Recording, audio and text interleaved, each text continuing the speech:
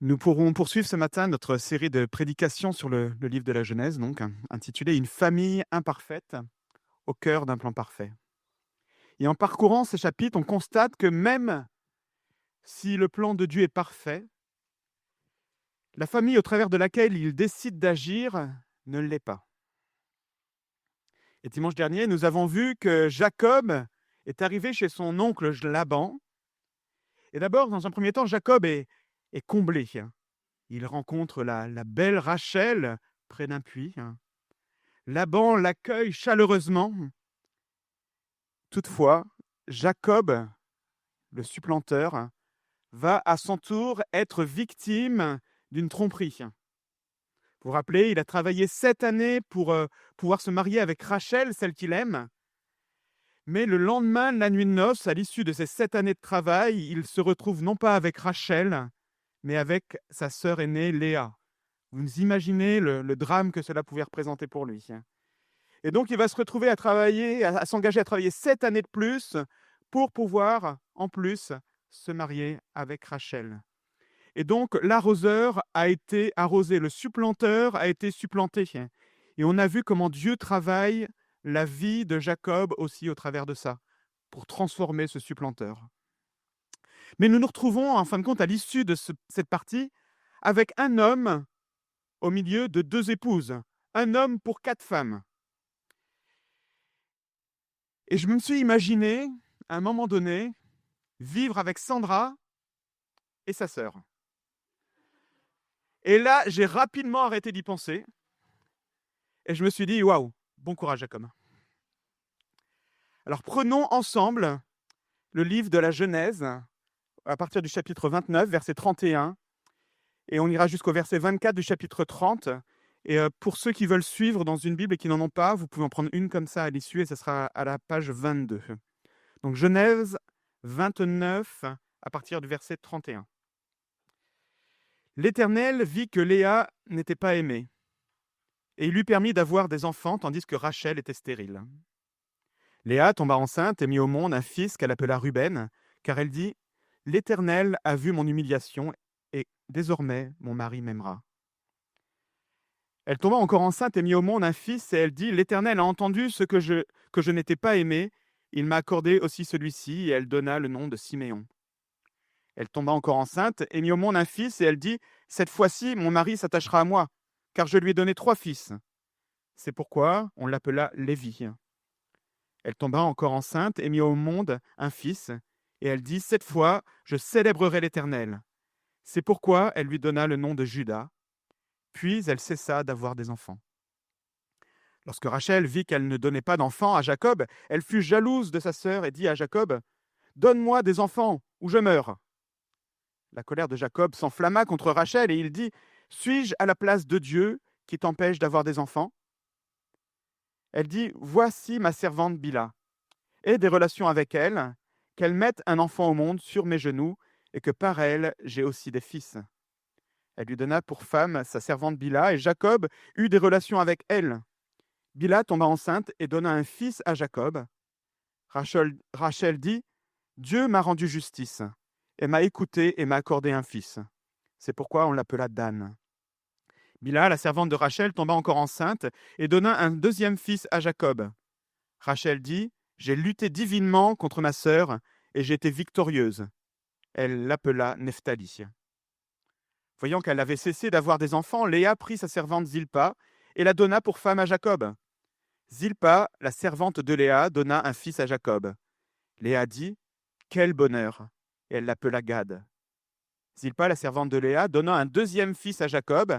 Léa dit « Que je suis heureuse! Oui, les femmes me diront heureuse. » Elle l'appela Azer. Ruben sortit à l'époque des moissons, des blés, et trouva des mandragores dans les champs. Il les apporta à sa mère Léa. Rachel dit alors à Léa « Donne-moi, je t'en prie, ces mandragores de ton fils. » Elle lui répondit « Est-ce trop peu d'avoir pris mon mari pour que tu prennes aussi les mandragores de mon fils ?» Rachel dit « Eh bien, il couchera avec toi cette nuit en échange des mandragores de ton fils. » Le soir, quand Jacob revint des champs, Léa sortit à sa rencontre et dit « C'est vers moi que tu viendras, car je t'ai eu en salaire pour les mandragores de mon fils. » Et il coucha avec elle cette nuit-là. Dieu exauça Léa. Elle tomba enceinte et donna un 5e fils à Jacob. Léa dit, Dieu m'a donné mon salaire parce que j'ai donné ma servante à mon mari. Et elle l'appela Isaacar. Léa tomba encore enceinte et donna un 6e fils à Jacob. Léa dit, Dieu m'a fait un beau cadeau. Cette fois, mon mari habitera avec moi, car je lui ai donné 6 fils. Elle l'appela Zabulon. Ensuite, elle mit au monde une fille qu'elle appela Dina.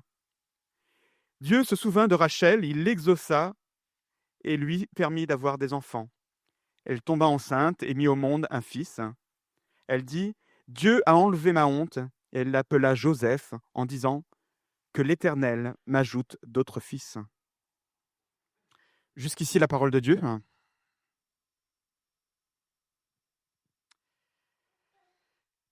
Jacob, un homme pour 2 épouses et 2 servantes. Et rapidement, les tensions qu'on pouvait imaginer, qu'on a pu anticiper, surgissent. Et dans ce combat, on assiste à un véritable combat acharné entre 2 femmes. Parce que nous sommes face à 2 femmes, 2 sœurs, qui partagent le même mari, mais chacune de ces sœurs possède ce que l'autre veut. Léa veut être aimée par Jacob, mais c'est Rachel qui l'aime. Et Rachel désire des enfants, mais elle est stérile, et c'est Léa qui enfante. Vous imaginez la tension qui était là entre ces 2 femmes.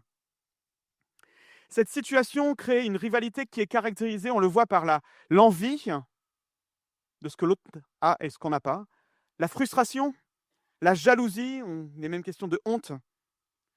Pourtant, c'est précisément là que Dieu construit son peuple et que vont se dessiner les 12 tribus d'Israël qui composeront Israël.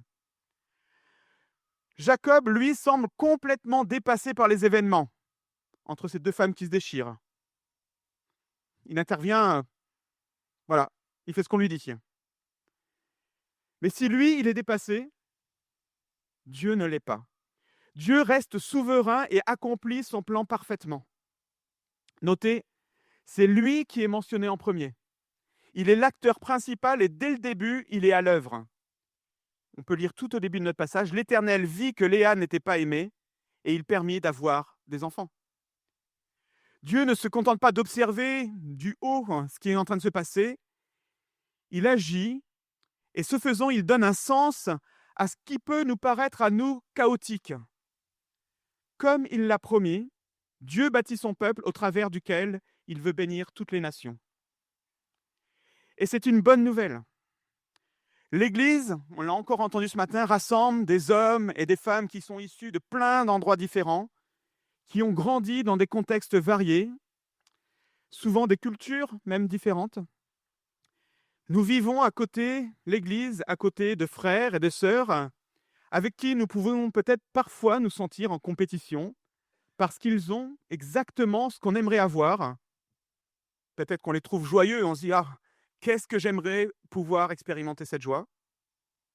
Peut-être qu'on a soif de la sérénité qu'on voit chez eux, peut-être de leur travail, de leur belle maison, du nombre important d'amis qu'ils ont, ou peut-être même simplement comme Léa ou Rachel, un conjoint aimant, des enfants. Et c'est là, dans ce contexte particulier, que Dieu construit son peuple pour que nous soyons ses témoins.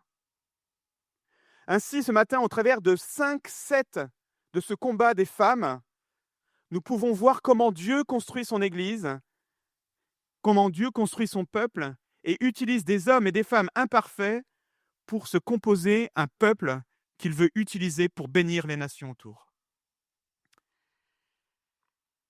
Le premier set du combat auquel nous assistons, c'est celui de Léa qui met au monde 4 enfants. Et j'ai intitulé ce premier set de la frustration à la louange. Ce sera les versets 30 à 35.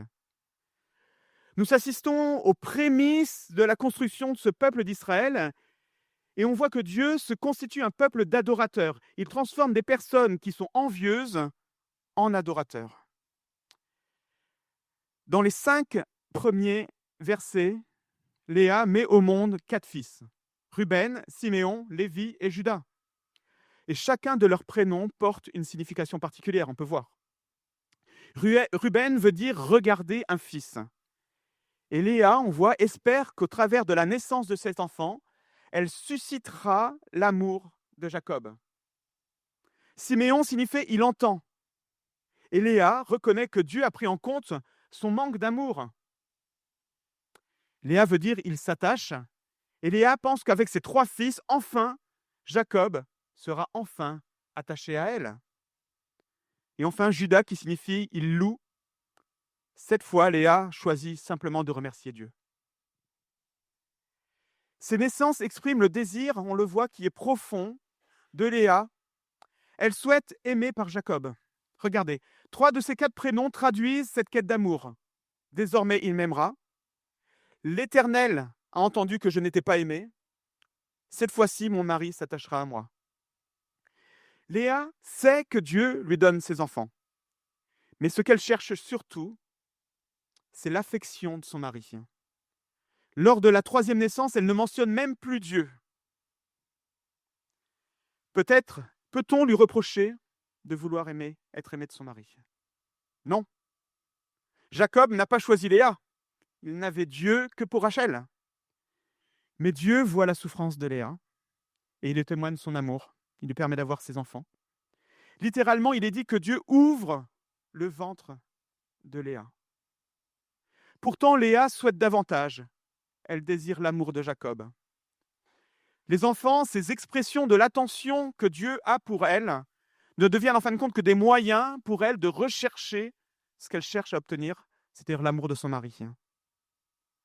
La manifestation de l'amour de Dieu semble ne pas lui suffire. Peut-être que vous avez déjà connu ça. Vous savez que Dieu vous bénit. Non seulement vous le savez, mais vous êtes aussi reconnaissant pour ça. Et pourtant, vous désirez quelque chose de plus. Vous désirez autre chose, au point peut-être même parfois d'oublier sa bonté, voire de la trouver insuffisante. Et c'est précisément ce que Léa semble vivre à ce moment de son parcours. Mais finalement, on le voit avec la naissance de Juda, Léa se tourne vers Dieu et choisit de le louer. Elle cesse de focaliser son attention sur Jacob, il n'est même plus question de lui, et elle dit « Cette fois, je célébrerai l'Éternel ». Quel encouragement! Dieu se crée un peuple d'adorateurs. Il transforme des hommes et des femmes qui sont frustrés, qui sont envieux, en hommes qui décident de le louer et de femmes qui décident de le louer. Comment? Notez bien, Dieu n'attend pas que Léa ait fini de comprendre comment il était bon pour elle, ou il n'attend pas qu'elle ait fini d'expérimenter qu'en fin de compte, en Dieu, elle avait tout ce dont elle avait besoin. Il n'a pas attendu d'elle une louange parfaite pour commencer à lui accorder des bénédictions. Dès le début, Dieu choisit de lui manifester sa grâce. Dès le début, Dieu manifeste sa grâce, pas seulement une fois, pour voir si Léa allait enfin être reconnaissante, mais 4 fois de suite, Dieu déverse son amour sur Léa, Ruben, Siméon, Lévi et puis Juda. Et c'est ce débordement de grâce qui conduit Léa à louer Dieu et lui seul. Elle le reconnaît alors comme son seul véritable trésor, le seul qui est digne de sa louange. Léa n'a pas acquis cet enseignement d'un seul coup, et on verra que c'est quelque chose qu'elle devra continuer d'apprendre. Elle gardera de l'amertume envers Rachel et lui reprochera d'avoir pris son mari. Mais Juda, il loue, lui rappellera l'amour de Dieu qui l'a conduite de la frustration à la louange. C'est pourquoi rappelons-nous aussi toutes ces grâces que Dieu déverse sur nous jour après jour.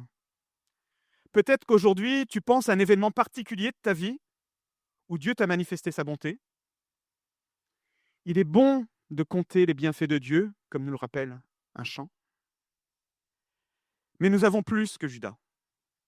En effet, Jésus est celui au travers duquel Dieu ne cesse de déverser sur nous grâce après grâce. Il est celui qui fait de nous des adorateurs à la place d'hommes et de femmes rebelles que nous étions.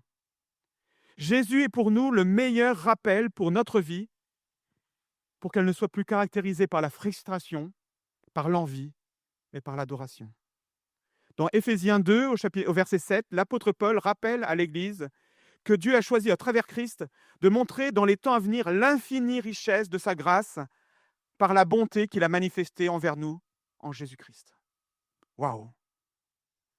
Dieu se constitue un peuple et il transforme pour ça des hommes et des femmes qu'il s'est choisis en les transformant de personnes frustrées et envieuses en adorateurs qui sont là pour le célébrer. Quelle œuvre merveilleuse de Dieu. Observons le deuxième set maintenant, les versets 1 à 8. Il est maintenant question de Rachel, et on voit comment Dieu se construit un peuple avec des hommes et des femmes qui peuvent avoir l'assurance que leur cœur mauvais et leurs actions mal motivées n'empêchent pas le plan de Dieu de se dérouler. Le récit se poursuit donc au chapitre 30, et on voit que Rachel observe sa sœur qui a 4 enfants, mais elle n'en a pas. 4-0 pour Léa. Et Rachel devient jalouse. Elle désire ce que sa sœur a. C'est ça la jalousie. C'est envier, c'est désirer ce que l'on n'a pas et que l'on estime nous revenir de droit. Quand l'objet de notre désir est possédé par l'autre, elle conduit à l'envie, voire la haine de l'autre. Combien de meurtres ont été commis par jalousie? La jalousie est une émotion qui pousse parfois des actions très violentes et irrationnelles. C'est la jalousie de Rachel qui la pousse à accuser Jacob. Rachel reproche à Jacob de ne pas avoir d'enfant avec elle. Et comment peut-elle en arriver à cette conclusion que Jacob est fautif? C'est complètement illogique, parce que Jacob n'est pas stérile, on le voit, il a des enfants avec Léa. C'est illogique parce qu'en plus, il aime Rachel. C'est sans doute avec elle qu'il désire le plus avoir des enfants. Mais c'est aussi injuste, car Jacob ne peut rien faire pour remédier à la stérilité de Rachel. Et pourtant, elle va dire à Jacob, « Donne-moi des enfants, sinon je meurs. » C'est un chantage affectif auquel nous assistons là, voire presque même un chantage au suicide. Pourtant, Jacob n'est pas en mesure de lui donner ce qu'elle désire. Il n'est donc pas en mesure de l'empêcher quelque part de rechercher la mort. Et on comprend que Jacob, du coup, soit en colère. C'est pas juste. Il n'est pas Dieu qui seul a la capacité de guérir Rachel de sa stérilité. Pourtant, Jacob tient Rachel. Et il veut la garder, mais qu'est-ce qu'il va faire? Dès lors, Jacob est mûr pour qu'elle lui propose son plan motivé par la jalousie. Elle lui offre sa servante Bila pour avoir des enfants à travers elle. Et au vu de l'exposé de Rachel, comment peut-il refuser? D'autant plus que c'était une pratique légale de l'époque, un peu un équivalent des mères porteuses aujourd'hui. L'enfant de la servante, reçu sur les genoux de la maîtresse de maison, devenait l'enfant de la maîtresse de maison. Et ça ressemble étrangement à l'arrangement que Sarah a eu avec son mari Abraham quand il lui a confié Agar. Notez qu'il y a aussi aucun jugement de Dieu sur ce qui se passe là. Aucun jugement ni positif ni négatif. Il y a aussi une différence avec Sarah, c'est que là, à aucun moment, Dieu n'a promis que la descendance serait issue de Rachel, contrairement à ce qu'il avait promis à Abraham pour Sarah. Nous avons ici juste un constat, ça marche. Bilhal a des enfants. Bilhal n'est pas stérile et par procuration, elle permet à Rachel d'avoir 2 enfants. Dan, qui signifie « il juge », même si elle est à la manœuvre, Rachel estime justement que c'est Dieu qui lui permet d'avoir ses enfants. Et elle estime par ailleurs qu'ainsi, Dieu a défendu son droit et lui a fait justice. Et Nephtali, qui veut dire « il lutte », et Rachel voit dans cette naissance une victoire sur sa sœur, à l'issue d'un combat acharné. Le terme qui est traduit divinement dans notre traduction de ce matin, second 21, peut faire référence à l'intensité aussi avec laquelle Rachel vit cette compétition avec sa sœur. Mais elle peut en même temps faire référence à l'action décisive de Dieu dans son combat contre sa sœur. Et les deux options ne s'excluent pas, parce qu'on assiste bien à un combat qui est acharné entre les deux, mais aussi parce qu'effectivement, c'est Dieu qui est au contrôle des naissances de ces deux enfants. Bien qu'à ce stade, Rachel soit toujours stérile, elle peut, selon donc les coutumes de l'époque, revendiquer 2 enfants, grâce à Bila. Et ces paroles pourraient laisser croire qu'elle est enfin comblée. Sa justice lui a été faite, elle est victorieuse. Mais la suite montre que ce n'est pas le cas, puisqu'elle cherchera encore à vaincre notamment sa stérilité par les mandragores qu'elle veut récupérer donc auprès de Léa. Donc, quelque part, l'histoire de Rachel met en lumière cette histoire particulière, ce deuxième set, comment la jalousie peut nous pousser à des attitudes qui sont irrationnelles et injustes. Elle conduit souvent à des comportements ou des paroles qui provoquent la colère de l'entourage, comme ça a été le cas pour Jacob. Elle altère le raisonnement au point de faire adopter des stratégies qui, en fin de compte, n'apportent pas profondément la satisfaction qu'on recherche. Et c'est pourquoi il semble que nous trouvons là une vraie mise en garde pour nous aussi ce matin. Ne laissons pas la jalousie diriger nos vies et présider à nos relations. Mais si cette mise en garde est juste, il me semble que ce n'est pas forcément le point central de ce set, de cette manche. Dan et Nephtali, résultat du plan motivé par la jalousie, témoignent en fin de compte que notre jalousie et l'injustice qui en découle ne peuvent nous séparer de la grâce de Dieu. Je ne veux pas dire par là qu'elle est sans conséquences. Nous verrons les conséquences, en fin de compte, de ce combat acharné entre ces deux femmes. Mais Dan et Nephtali feront bien partie des tribus d'Israël, même si la jalousie est le moteur qui a motivé quelque part ses naissances. Quelle grâce de pouvoir vivre l'Église avec cette assurance. Mon injustice ne peut empêcher Dieu de construire son peuple et d'accomplir son plan. C'est précieux, alors que parfois on peut se dire, mais est-ce que mon attitude n'empêche pas Dieu d'agir ? Mais on voit que malgré le cœur mal motivé de Rachel, Dieu accomplit parfaitement son plan. Mon cœur tortueux, souvent plein de jalousie, n'empêche pas Dieu de tenir ses promesses. Au contraire, c'est précisément à partir d'hommes et de femmes injustes qu'il le fait, en manifestant ainsi sa victoire et sa justice. Il est le Dieu qui tient ses promesses. Là encore, c'est en Jésus que cette victoire et cette justice ont pleinement été manifestées. Troisième set,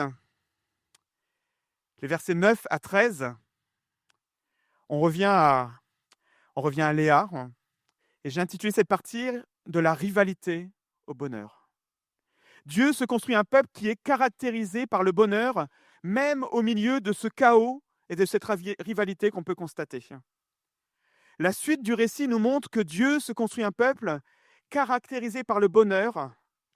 Léa mène au score. 4-2 pour Léa. Pourtant, en voyant sa sœur, qui a proposé sa servante à Jacob, elle décide de lui donner aussi sa servante Zilpa, d'autant plus qu'elle a arrêté d'avoir des enfants. Quelle compétition, les amis. Et donc elle choisit de mettre Zilpa, sa servante, dans le lit de Jacob, et Jacob semble avoir aucun mot à dire. Ok, Zilpa. Et ainsi, elle a 2 garçons. Gad, qui veut dire bonheur, et Azer, qui signifie le bienheureux. Bienheureux. Malgré la rivalité et les stratégies humaines, la naissance de Gad et d'Azer témoigne que la grâce de Dieu suscite la joie et le bonheur, même au sein de relations parfois compliquées et conflictuelles.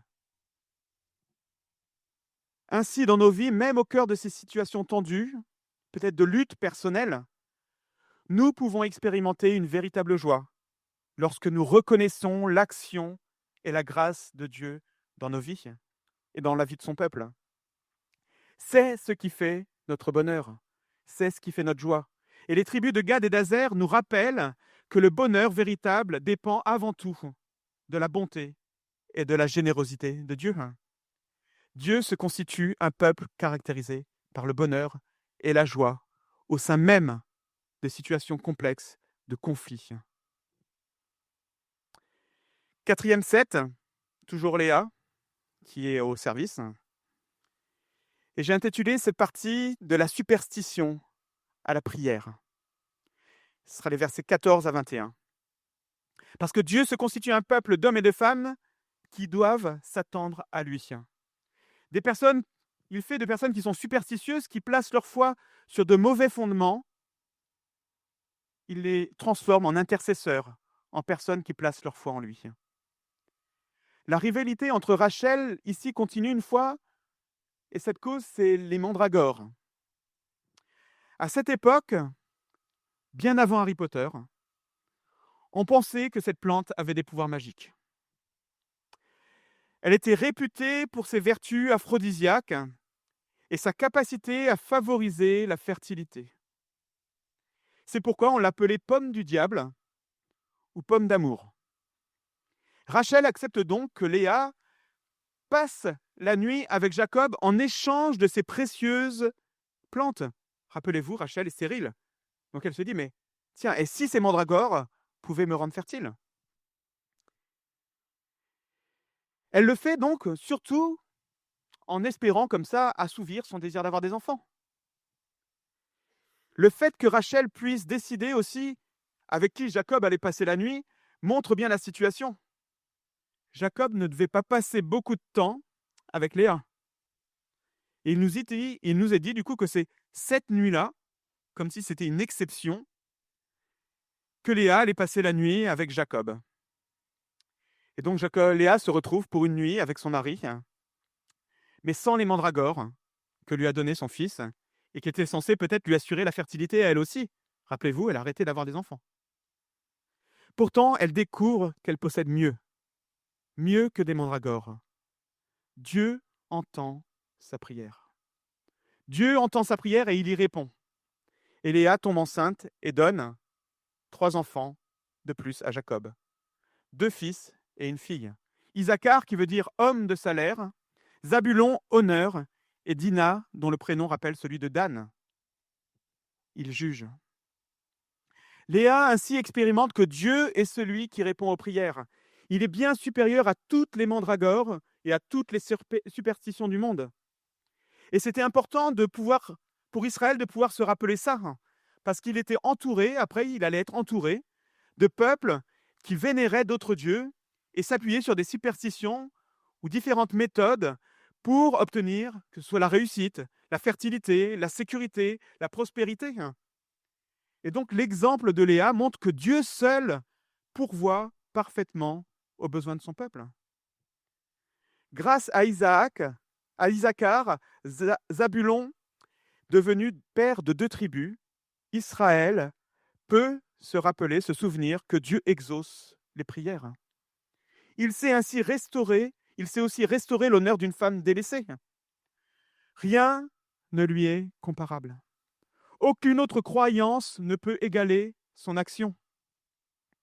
De plus, à l'issue de ce 4e set, de cette 4e manche, on voit que Léa a en fin de compte enfanté 7 enfants. Un chiffre qui est suffisamment significatif dans la Bible pour le souligner. C'est le chiffre qui signifie la complétude. Dieu a comblé Léa, la mal-aimée. L'exemple de Léa nous invite ici à réfléchir à nos croyances, pour ne pas placer notre confiance dans des choses qui n'en valent pas la peine, dans des superstitions, des méthodes, ou des efforts même personnels, des trucs pour essayer d'être comblés. Tournons-nous vers Dieu. Il est celui qui répond aux prières. Il accorde la vraie plénitude. Ainsi, face à nos propres combats, à nos attentes, apprenons à mettre nos désirs et nos besoins entre ses mains. Reconnaissons que c'est lui qui pourvoit, répond et accorde ce qui est juste et ce qui est bon pour nous. Dieu se constitue un peuple qui s'attend à lui et qui le manifeste aussi dans la prière.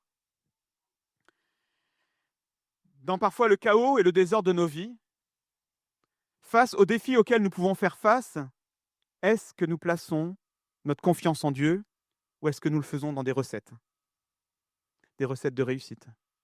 Est-ce que je lui présente mes besoins après avoir renoncé à mes mandragores? Face au défi de préserver l'unité de l'Église, une Église qui grandit, face au défi de prendre soin les uns des autres quand il devient difficile de connaître tout le monde avec 2 cultes séparés, face à la recherche de locaux dans un contexte immobilier tendu, en quoi est-ce que nous plaçons notre confiance en tant qu'Église? Est-ce que nous cherchons à utiliser des mandragores, des recettes de réussite que nous voyons à droite, à gauche, peut-être dans d'autres églises, peut-être des recettes que nous voyons dans le monde et qui ne sont pas enracinées dans la parole de Dieu? Ou est-ce que nous nous mettons à genoux, que nous prions avec assurance Dieu, qui est celui qui pourvoit et qui donne salaire et qui honore son peuple? Dieu cherche à se constituer un peuple de personnes, d'hommes et de femmes qui s'attendent à lui et qui le manifestent dans la prière. Et il le fait. 5e et dernier set, revenons enfin à Rachel, où on voit Dieu qui transforme la honte en espérance. Dieu se constitue un peuple plein d'espérance. De même que Dieu a vu Léa et lui a permis d'avoir des enfants, Dieu ouvre le ventre de Rachel. Il n'était pas obligé. Il n'avait fait aucune promesse dans ce sens. Rachel ne s'y trompe pas. Ce ne sont pas les mandragores qui ont fonctionné. On ne sait pas d'ailleurs depuis combien de temps elle les a eus et peut-être qu'elle les a même plus. Elle attribue, en toute connaissance de cause, la naissance de Joseph à Dieu. Elle était en compétition acharnée avec sa sœur. Elle en a été jalouse au point de vouloir mourir. Sa vie était alors marquée par la honte de ne pas avoir d'enfant. La honte peut-être, la perception d'avoir été salie, comme les victimes d'abus, mais elle est aussi parfois la perception d'avoir été méprisée, tournée en dérision ou considérée comme ayant peu de valeur.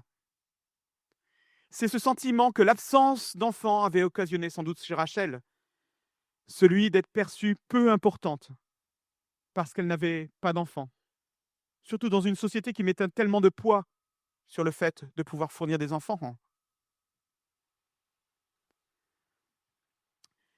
Elle pouvait être moquée, voire méprisée. Mais Dieu est celui, au travers Joseph, qui a enlevé sa honte. Dieu est celui qui enlève la honte. Mais Dieu, comme le rappelle le sens du prénom Joseph, est aussi celui qui ajoute. Il ajoute là où il n'y avait rien. Il ajoute alors qu'on peut être considéré comme peu important. Il est ainsi l'espérance d'un avenir qui est fait d'ajouts. Et après la prière de Léa, nous assistons maintenant à la prière de Rachel. Que l'Éternel m'ajoute un autre fils. Et cette prière trouvera réponse avec la naissance de Benjamin, que nous verrons plus tard. Mes amis, quel Dieu merveilleux qui donne de l'espérance là où il y avait la honte. À travers cette partie du récit, ce 5e set de Rachel, nous découvrons que Dieu intervient dans nos vies au moment où il l'a choisi. Il n'est pas indifférent à nos besoins, à notre souffrance, même si parfois, c'est vrai, le temps paraît long. Rachel, longtemps marquée par la honte de ne pas avoir d'enfant, voit finalement Dieu lui accorder la joie d'enfanter. Non pas qu'il avait oublié Rachel, mais au moment qu'il s'est fixé, au moment qu'il a choisi, Dieu a choisi de faire grâce. Il n'était pas obligé, encore une fois. Mais est-ce que cela veut dire que Dieu nous accorde toujours ce que nous désirons? Certes non. Pourtant, il me semble que nous sommes invités par là aussi à penser, à repenser notre manière de nous attendre à Dieu et d'espérer en lui. Est-ce que même si je sais que Dieu ne me donne pas toujours ce que je désire, j'espère encore en lui aujourd'hui quand je le prie? Ou est-ce que je prie dans le vide en disant « Je prie parce qu'il faut le faire, mais je n'attends rien de Dieu ». De plus, la honte, qu'elle soit liée à nos blessures, à notre passé, nos échecs, nos erreurs ou à notre péché, n'est plus ce qui nous caractérise. Parce que si Dieu a retiré la honte de Rachel avec la naissance de Joseph, il a prévu pour nous d'une façon beaucoup plus définitive et radicale avec la naissance d'un autre enfant, Jésus. En effet, nous avions raison de nous sentir sales à cause de notre péché. Nous avions raison de nous sentir indignes. Mais la bonne nouvelle, c'est que Jésus a porté notre péché à la croix. Il a pris sur lui le vêtement sale que nous portions, le vêtement sali que nous portions, pour nous revêtir de son vêtement blanc, de sa justice. Dans 2 Corinthiens, chapitre 5, verset 21, on peut lire « Celui qui n'a pas connu le péché, il l'a fait devenir péché pour nous, afin qu'en lui, nous devenions justice de Dieu. » Dieu nous a dépouillés de tout ce qui faisait notre honte pour nous revêtir de tout ce qui faisait l'honneur de Christ.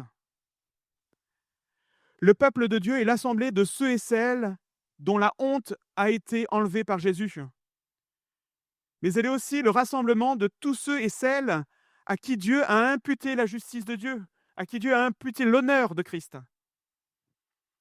Quelle grâce, les amis, pour nous qui sommes à Christ. Et si ce n'est pas ton cas ce matin, je t'encourage vraiment à considérer ce que Dieu te propose aujourd'hui. D'enlever ta honte pour te proposer cette espérance merveilleuse. Nous avons raison d'espérer dès aujourd'hui. Mais comme Rachel aussi, nous espérons plus. Parce que nous savons, et nous l'avons entendu ce matin déjà lors de la présidence, que ce que nous vivons aujourd'hui, ce n'est pas tout. Il y a plus en perspective, il y a encore meilleur. Dieu n'a pas encore aujourd'hui cessé d'ajouter. Un jour, au retour de Christ, nous serons complètement libérés du péché qui nous attire encore si facilement. Ce jour vient où la victoire de Christ dans nos vies sera pleinement manifestée. Quelle perspective merveilleuse! Je voudrais conclure. Dans ce passage, nous découvrons les débuts du peuple que Dieu forme à partir des descendants de Jacob. Fidèle à sa promesse d'accorder une nombreuse prospérité, Dieu réalise son projet. Au terme de ce récit, Jacob est le père heureux de 12 enfants. Cependant, on constate que ces naissances s'inscrivent dans un climat de tension, de jalousie, de rivalité entre deux épouses prêtes à tout pour parvenir à leur fin, y compris le recours à des remèdes et à des croyances superstitieuses. Tous les éléments sont réunis pour que la famille implose. Pourtant, malgré ce départ chaotique, Dieu montre qu'il dirige tout. Il est présenté comme agissant du début jusqu'à la fin de ce récit des naissances, et les femmes reconnaissent que c'est bien lui qui accorde ses vies. Dieu est en train de rassembler un peuple, de se constituer un peuple. Il apparaît pourtant clairement qu'aucun des enfants ne peut prétendre mériter, en fin de compte, de faire partie de ce peuple. Tous sont issus d'un contexte difficile, sont dès le début marqués par une famille qui est dysfonctionnelle. Alors on peut se demander, mais comment une telle situation pourra aboutir à un peuple uni? Et ce constat devrait inciter ceux qui appartiennent déjà au peuple de Dieu à l'humilité, à éviter tout orgueil.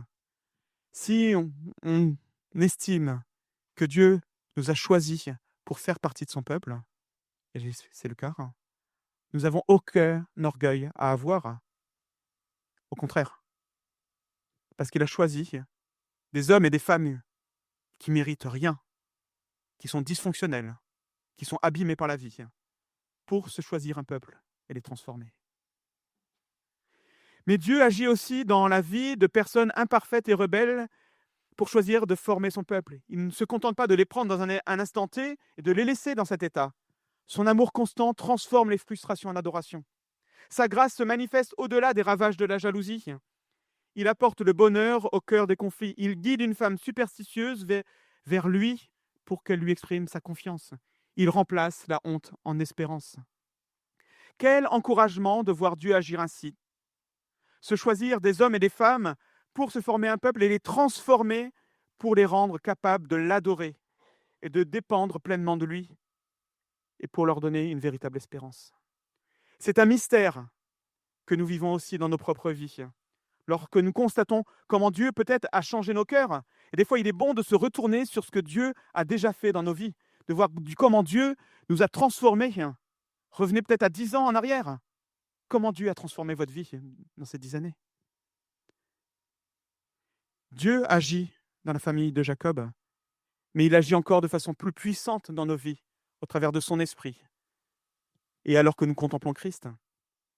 Au chapitre 3 de la deuxième lettre aux Corinthiens, Paul dit « Et nous qui, le visage découvert, contemplons, comme dans un miroir, la gloire du Seigneur, nous sommes transformés en son image, dans une gloire dont l'éclat ne cesse de grandir. C'est là l'œuvre du Seigneur, c'est-à-dire de l'Esprit. » Mes amis, nous faisons partie d'une Église extraordinairement merveilleuse et glorieuse. Et je voudrais prier. Père, je te remercie parce que tu nous permets ce matin de constater avec émerveillement ta capacité, au travers de situations qui semblent désespérées et perdues, de te créer un peuple d'adorateurs.